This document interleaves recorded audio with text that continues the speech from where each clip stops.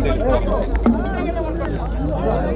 ಆನೇಕಲ್ ವಿಧಾನಸಭಾ ಕ್ಷೇತ್ರದ ಚಂದಾಪುರದಲ್ಲಿ ಸೂರ್ಯ ಸಿಟಿನಲ್ಲಿ ಇವತ್ತು ನನ್ನ ಹುಟ್ಟುಹಬ್ಬದ ಪ್ರಯುಕ್ತ ಈ ಭಾಗದ ಮುಖಂಡರುಗಳು, ವಿಶೇಷವಾಗಿ ಮಂಜಣ್ಣ ಅವರು ಇರ್ಬೋದು, KP ರಾಜೂರವರು ಇರ್ಬೋದು, ದೇವೇಗೌಡರು ಇರ್ಬೋದು, ರವಿ ಅಣ್ಣ ಇರ್ಬೋದು, ಇನ್ನು ಸಾಕಷ್ಟು ಜನ ಪ್ರಮುಖ ಮುಖಂಡರುಗಳು, ಕಾರ್ಯಕರ್ತ ಬಂಧುಗಳು ಕಳೆದ ಒಂದು ವಾರದ ಹಿಂದೆಯೇ ತೀರ್ಮಾನ ಮಾಡಿ ಇವತ್ತು ನನ್ನ ಹುಟ್ಟುಹಬ್ಬವನ್ನು ಈ ರೀತಿ ಆಚರಣೆ ಮಾಡಬೇಕು ಅಂತಕ್ಕಂಥದ್ದು ಅವರೇನು ತಮಗೆ ಮೀಡಿಯಾ ಮೂಲಕನೂ ಬಹುಶಃ ಕರೆದು ಪತ್ರಿಕಾಗೋಷ್ಠಿ ನಡೆಸಿದ್ದನ್ನು ಕೂಡ ನಾನು ನೋಡಿದ್ದೇನೆ.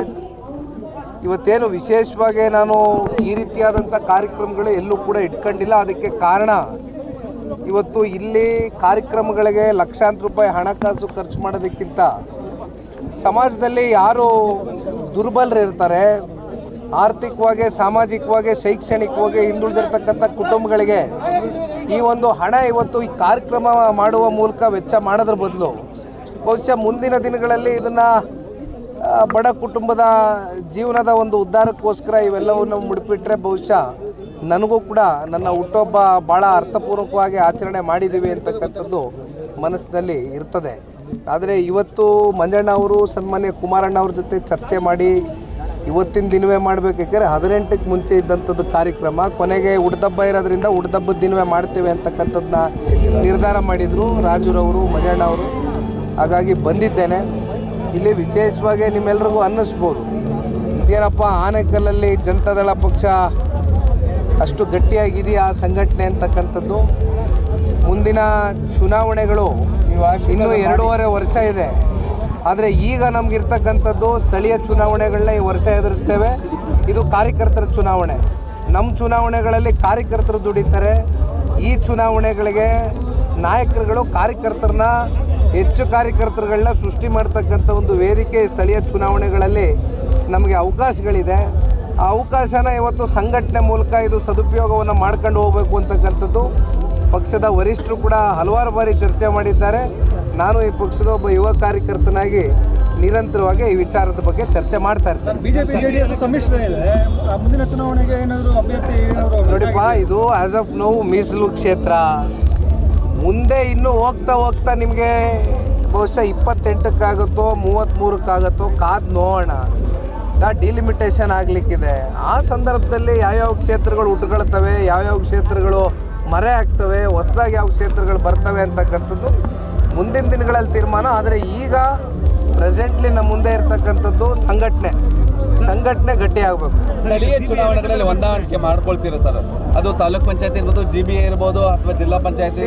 ಇದು ಹಲವಾರು ಬಾರಿ ನಾನು ಚರ್ಚೆ ಮಾಡಿದ್ದೇನೆ. ಬಹುಶಃ ಮಾಜಿ ಪ್ರಧಾನಮಂತ್ರಿಗಳು, ನಮ್ಮ ಪಕ್ಷದ ವರಿಷ್ಠರು ಕೊಟ್ಟಂಥ ಹೇಳಿಕೆ ನಿಮ್ಮೆಲ್ಲರಲ್ಲೂ ಅನ್ನೋದಕ್ಕಿಂತ ಹೆಚ್ಚಾಗಿ ಎರಡೂ ಪಕ್ಷದ ಕಾರ್ಯಕರ್ತರಲ್ಲಿ ಇದು ಯಾವ ರೀತಿ ಮುಂದೆ ಸ್ಥಳೀಯ ಚುನಾವಣೆಗಳಲ್ಲಿ ಇದು ಹೊಂದಾಣಿಕೆ ಇರ್ತದ ಅಂತಕ್ಕಂಥದ್ದು ಭಾಳ ಜನಗಳಲ್ಲಿ ಮನಸ್ಸುಗಳಲ್ಲಿ ಪ್ರಶ್ನೆಯಾಗಿ ಉಳಿದಿದೆ. ಆದರೆ ಇದು ಬಹುಶಃ ಮುಂದಿನ ದಿನಗಳಲ್ಲಿ ಇವೆಲ್ಲದಕ್ಕೂ ಕೂಡ ಒಂದು ತೆರೆ ಎಳಿತೇವೆ. ಇದಕ್ಕಿಂತ ಬಹುಮುಖ್ಯ ಇವತ್ತು ಕಾರ್ಯಕರ್ತರ ಸಭೆ ಮತ್ತೆ ಕರೆದಿದ್ದೇನೆ. GBA ರಿಲೇಟೆಡ್ ಮೀಟಿಂಗ್ ಇದೆ.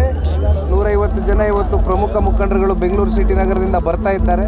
ಹಾಗಾಗಿ ಇವತ್ತು ಪ್ರತ್ಯೇಕವಾಗಾದರೂ ಸರಿ, ಇಲ್ಲ ಒಟ್ಟಾಗಿ ಹೋಗ್ತೇವೆ ಅಂತಕ್ಕಂಥದ್ದಾದರೆ ಆ ಸಂದರ್ಭದಲ್ಲಿ, ಚುನಾವಣೆಯ ಸಂದರ್ಭದಲ್ಲಿ ಕೇಂದ್ರದ ನಾಯಕರು, ನಮ್ಮ ನಾಯಕರೆಲ್ಲ ಕೂತ್ಕೊಂಡು ರಾಜ್ಯ ನಾಯಕರೆಲ್ಲ ಸೇರಿ ಏನು ತೀರ್ಮಾನ ತಗೋತಾರೆ ಅದಕ್ಕೆ ಕಾರ್ಯಕರ್ತರು ಭದ್ರ ಕೆಲಸ ಮಾಡ್ತೇವೆ. ಎರಡೂ ಪಕ್ಷದ ಕಾರ್ಯಕರ್ತರು ಭದ್ರ ಆಗ್ತವೆ. ಇವತ್ತು ಅಧಿವೇಶನದಲ್ಲಿ ಹೈಡ್ರಾಮಾನೇ ನಡೆದೋಗಿದೆ. ಅಂದರೆ ರಾಜ್ಯಪಾಲರು ಇವರು ಬರ್ಕೊಟ್ಟಿದ್ದನ್ನು ನಾವು ಓದೋದಿಲ್ಲ ಅಥವಾ ಒಂದಷ್ಟು ಕಾಲಮಗಳನ್ನು ಬಿಡಬೇಕು ಅಂತ ಹೇಳಿದಾಗ ಅದೊಂದಷ್ಟು ಜಟಾಪಟಿ ಆಗಿದೆ. ಅದ್ರ ಬಗ್ಗೆ ತಾವೇ ಘನತೆ ಹೊತ್ತ ರಾಜ್ಯಪಾಲರಿಗೆ ಅವರ ಸ್ಥಾನದ ಒಂದು ಘನತೆ ಇದೆ.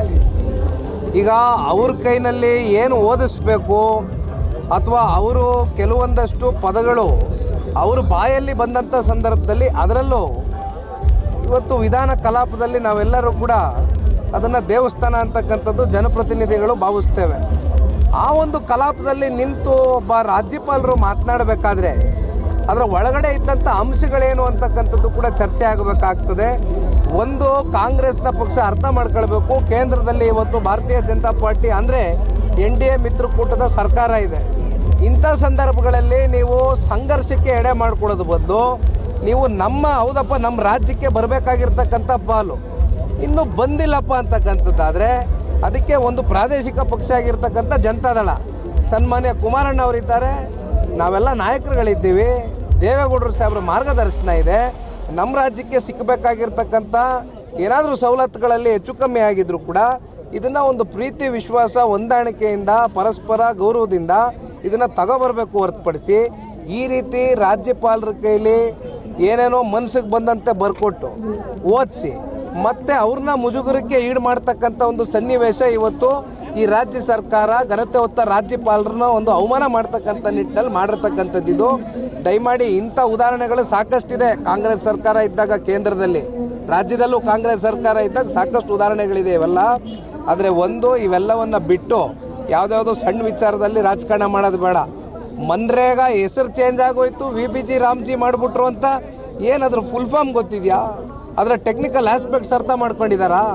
ಮನ್ರೇಗಾ ಲಕ್ಷಾಂತರ ಕೋಟಿ ಇವತ್ತು ಏನು ಕೂಲಿ ಕಾರ್ಮಿಕರ ಒಂದು ಅಭಿವೃದ್ಧಿಗೆ ಇಟ್ಟಿರ್ತಕ್ಕಂಥ ಹಣ ಅವ್ರ ಕೈ ತುಂಬ ಕೆಲಸ ಸಿಕ್ಕಲಿ, ಅವರು ಬದುಕು ಕಟ್ಕೊಳ್ಳಿ ಅಂತಕ್ಕಂಥದ್ದು ಮನ್ರೇಗಾ ಸ್ಕೀಮಲ್ಲಿ ಒಂದು ಪಾಲಿಸಿ ಇರ್ತಕ್ಕಂಥದ್ದು. ಆದರೆ ಎಷ್ಟು ಜನ ಪಾಪ ಕೂಲಿ ಕಾರ್ಮಿಕರು ಇವತ್ತು ನಿಜಕ್ಕೂ ಕೂಡ ಇದರಲ್ಲಿ ಸರಿಯಾಗಿ ಉಪಯೋಗ ಮಾಡ್ಕೊಂಡಿದ್ದೀರಿ? ಅವ್ರ ಹೆಸರಲ್ಲಿ ಎಷ್ಟೋ ಜನ ಕಾಂಟ್ರಾಕ್ಟರ್ಗಳು ಸುಳ್ಳು ಬಿಲ್ ಮಾಡಿ ದುಡ್ಡು ವಸೂಲಿ ಮಾಡ್ಕೊಂಡಿರ್ತಕ್ಕಂಥ ನಿದರ್ಶನಗಳು ಹಲವಾರು ಸರ್ಕಾರದಲ್ಲಿ ನಡೆದೋಗವೆ. ಇದಕ್ಕೆಲ್ಲ ಕಡಿವಾಣ ಹಾಕಬೇಕು ಅಂತಕ್ಕಂಥದ್ದು VBG ರಾಮ್ಜಿನಲ್ಲಿ ಇರ್ತಕ್ಕಂಥದ್ದು ಸಂಪೂರ್ಣ ಸ್ಕೀಮ್ ಏನಿದೆ ಆ ಸ್ಕೀಮ್ನ ಅರ್ಥ ಮಾಡ್ಕೊಳ್ಬೇಕು ಫಸ್ಟು. ಅಲ್ಲೆಲ್ಲೋ ಮಹಾತ್ಮ ಗಾಂಧಿ ಅವ್ರ ಹೆಸರು ತೆಗೆದುಬಿಟ್ರು ಅಂತ ಸುಮ್ಮನೆ ಸುಳ್ಳು ಅಪಪ್ರಚಾರ ಮಾಡೋದು ನೋಡಿ. ಇದರಿಂದ ಬೇಕಾದ್ರೆ ಡಿಬೇಟ್ಗೆ ನಾವೆಲ್ಲ ರೆಡಿ ಇದ್ದೀವಿ, ನಾವು ಓದ್ಕೊಂಡಿದ್ದೀವಿ ವಿಚಾರಗಳನ್ನ. ಬರೋದಿದೆ, ಕಾಂಗ್ರೆಸ್ ಪಕ್ಷದವರು ಬರಲಿ, ಕೂತು ಚರ್ಚೆ